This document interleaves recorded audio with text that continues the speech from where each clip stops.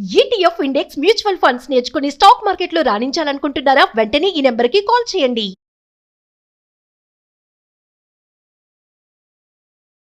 నమస్తే రమ్మగారు. నమస్తే జయ. ఏదైనా ఒక 2 భాగాలున్న కథ చెప్పుకుందామండి. ప్రవరుడి భార్య కథ చెప్పుకుందాం. ఓహ్! రాజుగారి భార్య? ప్రవరుడి భార్యే. సరే రమ్మగారు. పూర్వం అట కాశ్మీర్ దేశంలో ఒక సంపన్న గృహస్థుల ఇంట్లో పుట్టాడు ప్రవరుడు. చాలా డబ్బులున్నాయి వాళ్ళకి.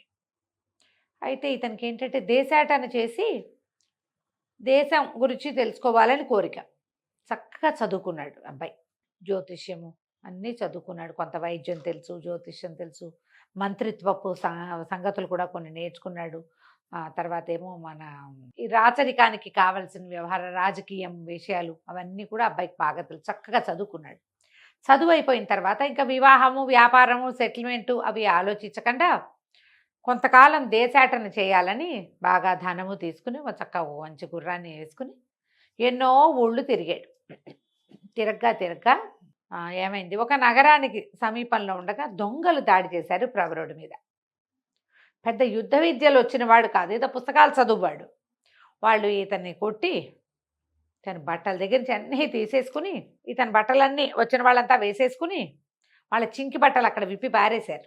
ఇతను ఒంటి మీద బట్టలు కూడా లేవు, అవి కూడా లాగేసుకున్నారు. మంచి మంచి బట్టలు వేసుకున్నాడని గుర్రం పట్టుకుపోయారు. డబ్బులు గిబ్బులు ఇతను తెచ్చుకున్నవని మొత్తం పోయినాయి. దిశమూలతో మిగిలాడు. లోపల భాగాల్లో ఉండే బట్టలే తప్పిస్తే ఇంకేం లేదు. దిశమూల అనకూడదు, ఏదో చిన్న అంగాస్త్రంతో మిగిలి ఏం చేస్తాడు, ఆ దొంగలు విడిచిన కుళ్ళుగుడ్డలే ఏవో ఒకటి కట్టుకుని ఇక నడవటం మొదలుపెట్టాడు. అంతకుముందు డబ్బులు ఉండటంతో ఆహారానికి ఎక్కడ లోటు లేదు. సరే ఇక నడిచి ఎట్లాగోట్లా 2 రోజులకి ఒక నగరం చేరాడు. చేరితే ఏదైనా సత్రాలు అవి ఉన్నాయో లేదో తెలీదు. జనాలు ఎవరికైనా నా పరిస్థితి ఇది, దొంగలు నా మీద పడ్డారు, ఇలా దోచేసుకున్నారని చెప్పడానికి సిగ్గుపడ్డాడు. పెద్దింటివాడు కదా. అలాగే ఆలోచించుకుంటూ మెల్లిగా ఆట నడిచి ఒక గుర్రపు శాల వాకిట్లో అరుగు మీద కూర్చున్నాడు. ఆహారం తీసుకుని 2 రోజులైంది. మరి గుర్రపు శాల దగ్గర విశాలంగా ఉంది, గాలిస్తుంది. ఆకలి నిస్త్రాణకి మెల్లిగా సాగోరి నిద్రపోయాడు. పడుకుని నిద్రపోతుంటే ఏమైంది, ఆ నగరానికి రాజుగారు ఒక ఆయన ఉన్నారు, జయసేనుడని. ఆయనకు ఒక కూతురు ఉంది, కాంచనవల్లి. పిల్ల చాలా అందగత్తే, పిల్ల చక్కగా చదువుకుంది. తండ్రి పెళ్లి చేయాలని భావించాడు. ఏవో పెళ్లి సంబంధాలు తెస్తున్నారు కానీ ఈ అమ్మాయికి నేను ఇంత చదువుకున్నాను, దాంతో సంబంధం లేకుండా ఎవరో ఒకళ్ళని చేసుకోవడం ఇష్టం లేదు ఆ పిల్లకి. చదువుకున్న వాడినే పెళ్లి చేసుకోవాలి. ఏదైనా పెళ్లి సంబంధం రాక ఏం చదువుకున్నాడంటే ఏదో కాదు, ఈయనకి అది వచ్చా, పంచకావ్యాలు వచ్చా, అవేవి రావు. ఎట్లా పెళ్లి చేసుకోవడం ఇష్టం లేదు. అందుకని అమ్మాయి ఏమనుకుంది, నా దారి నేను ఇంట్లో నుంచి వెళ్ళిపోయి నా అంత చదువుకున్న వాడిని ఒకడిని చేసుకోవాలి అని భావించి తన స్నేహితుడు అయిన మంత్రి కుమారుడికి ఒక ఉత్తరం రాసింది. నేను ఇంట్లో నుంచి దేశాటానికి వెళ్ళిపోవాలనుకుంటున్నాను, మరి నువ్వు గుర్రపుశాల దగ్గరకు వచ్చి ఉండు, 2 గుర్రాల మీద వెళ్ళిపోదాం. నువ్వు వెళ్ళేటప్పుడు నేను నీకు విషయం చెప్తా. నా కోసం అర్ధరాత్రి 12 గంటలకి గుర్రపుశాల దగ్గర వేచి ఉండు. ఈ మంత్రి కుమారుడు ఈ అమ్మాయి వయసు వాడే, సహాధ్యాయి. వీళ్ళిద్దరూ గురుకులంలో చదువుకున్నారు. ఫ్రెండ్షిప్పే, ఇంకేం వేరే వ్యవహారం లేదు. తనకు తోడు ఉండటం కోసం ఆ అబ్బాయిని పిలిచి సరే ఉత్తరం రాసేసింది. వాడికి ఉత్తరం చేరింది. అతను కూడా వద్దామనుకున్నాడు. కానీ ఏమైందట, ఆ రోజు అంతఃపురంలో అత్యద్భుతమైన ఒక నాట్య ప్రదర్శన ఏర్పాటు చేశారు. ఆవిడ ఎక్కడో మహానుభావురాలు, నాట్యమయూరని పేరున్న ఆవిడ. చాలా గొప్ప నృత్య ప్రదర్శన. మంత్రి గారు వెళ్తూ తప్పనిసరిగా కొడుకుని ఇడుచుకుపోయాడు దానికి. అబ్బాయి వద్దామనుకున్నా రాలేని స్థితి. అయితే ఈ నాట్య ప్రదర్శన ఉండటం వల్ల జనమంతా అక్కడ ఎంగేజ్ అయి ఉన్నారు కాబట్టి రాజకుమార్తె అయిన కాంచనవల్లి పారిపోవడానికి దొరికింది టైము. ఏం చేసింది, కాసేపు కూర్చుని తర్వాత తలకాయ నొప్పిగా ఉంది, కాలు నొప్పిగా ఉంది, కాలు తిమ్మిరెక్కింది, కాళ్ళు కడుక్కోవాలి, ఇలాంటివి ఏవో మాటలు చెప్పి అక్కడి నుంచి వచ్చేసి కొద్దిగా బంగారు నాణ్యాలు తీసుకుంది. ఎక్కువ నగ నాణ్యం ఏం లేదు, కొంచెం మామూలుగా ముసుగు లాంటిది ఏదో వేసేసుకుని గుర్రపు శాల దగ్గరికి వెళ్ళిపోయింది. శాల దగ్గర ఎవరుండాలి, మంత్రి కుమారుడు ఉండాలి. అరుగు మీద పడుకుని నిద్రపోతున్న పొడుగాటి శరీరం ఉన్నవాడిని చూసి వాడే మంత్రి కుమారుడని భావించి తబ తట్టి లే తొందరగా శాలలోకి వెళ్ళి 2 గుర్రాలు తీసుకురా, పారిపోదాం అని. అర్థం కాల ప్రవరుడికి. నిద్రలో లేచాడు. ఎవరో అమ్మాయి దగదగలాడుతున్నాయి నగలు, బాగా చక్కగా పొడుగ్గా బాగానే కనపడుతోంది, గుర్రాలతే అంటోంది. నిశ్శబ్దంగా లేచెళ్ళి గుర్రపుశాల నుంచి 2 గుర్రాలు తెచ్చాడు. గుర్రం ఎక్కేశాడు. ఆ అమ్మాయి గుర్రం ఎక్కింది. ఇద్దరు స్వారీ చేసుకుంటూ వెళ్ళిపోయారు. బాగుంది. తెల్లవారేదాకా ప్రయాణం చేశారు. ఎటో బాగా తెల్లారిన తర్వాత ఆ అమ్మాయి తెల్లవారితో పాటు ఈ అమ్మాయి కూడా తెల్లబోయింది. వీడెవడో మంత్రికుమారుడు కాదు, కుళ్ళుగుడ్డలు, వీడు గడ్డం పెరిగి దీనావస్థలో ఉన్నట్టున్నాడు. అర్రే వీడితో వచ్చానే, ఇప్పుడు నేనేం చెప్పి వెనక్కి వెళ్ళను? ఏడుపు వచ్చేసింది. వాడేమైపోయాడు? మంత్రికుమారుడు మన ఫ్రెండు, వాడేమో రాలే అసలు. ఇక ఏం చేయాలో తెలియలే. కళ్ళ నీళ్ళు తుడుచుకుంటూ కూర్చుంది. ఇతనికి పిల్ల అందంగా ఉంది తెలిసింది. సరే ఏం చేశాడు? చెట్టు కింద ఆపుకున్నారు.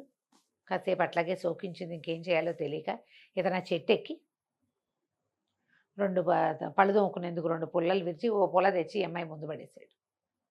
పళ్ళు దోముకుంది. అక్కడ ఏదో చిన్న నది లాంటిది, మొహం కడుక్కున్నారు, మొహాలు కడుక్కుని 2 అడుగులు ముందుకెళ్ళారు. అక్కడి నుంచి మరి బయలుదేరి వెళ్ళాలి. ఆ నది బల్లకట్టు దాటడానికి ఒక అవకాశం ఉన్న ప్రాంతానికి చేరారు. చేరితే ఏమైంది? బల్లకట్టు మీద ప్రయాణం చేయాలి.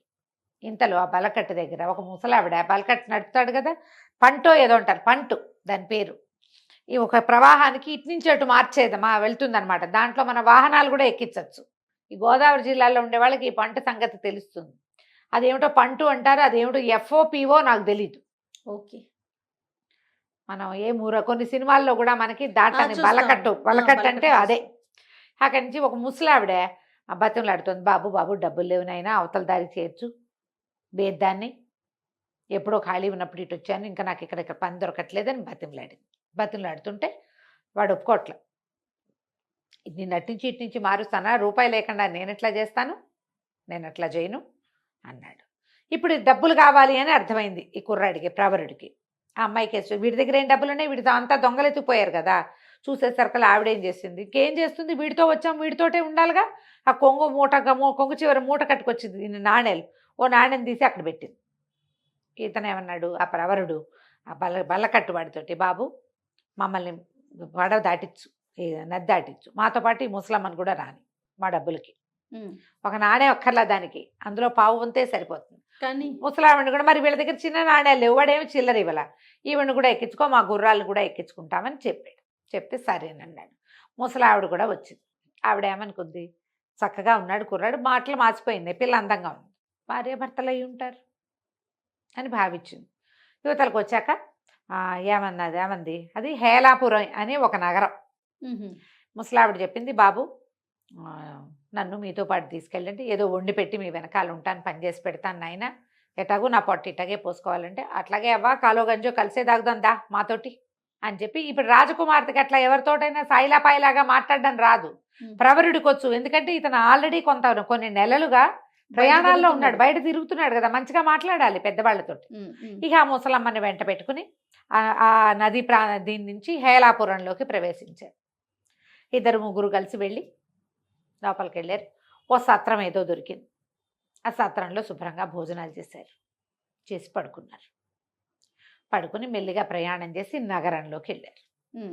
నగరంలోకి వెళ్ళాక ఇతను ఏం చేశాడు, మీరు ఇక్కడే ఉండండి అని ఊళ్ళోకి వెళ్ళి అక్కడ కూడా ఒక సత్రం ఏదో చూశారు, అక్కడ ఉన్నారు గుర్రాలు వేసుకుని. ఇతను మర్నాడు పొద్దున్నే లేచి కాస్త స్నానం చేసి ఆ ఒంటి మీద ఉన్న గుడ్డల్ని కాస్త ఏదో సరి చేసుకుని వ్యాపారస్తులు ఉండే కూడాళ్ళ దగ్గరికి వెళ్ళి ఒక కొట్లోకి వెళ్ళి, అయ్యా నాకు కొంచెం జ్యోతిషం తెలుసండి, దినఫలాలు అవి చెప్పగలను, దాన్ని బట్టి మీ వ్యాపారం వృద్ధి చేసుకోవచ్చు, ఆసక్తి ఉన్న వాళ్ళు మీ నక్షత్రాలు, మీ జ్యోతిషం, మీ జాతక చక్రాలు ఇవ్వండి అన్నాడు.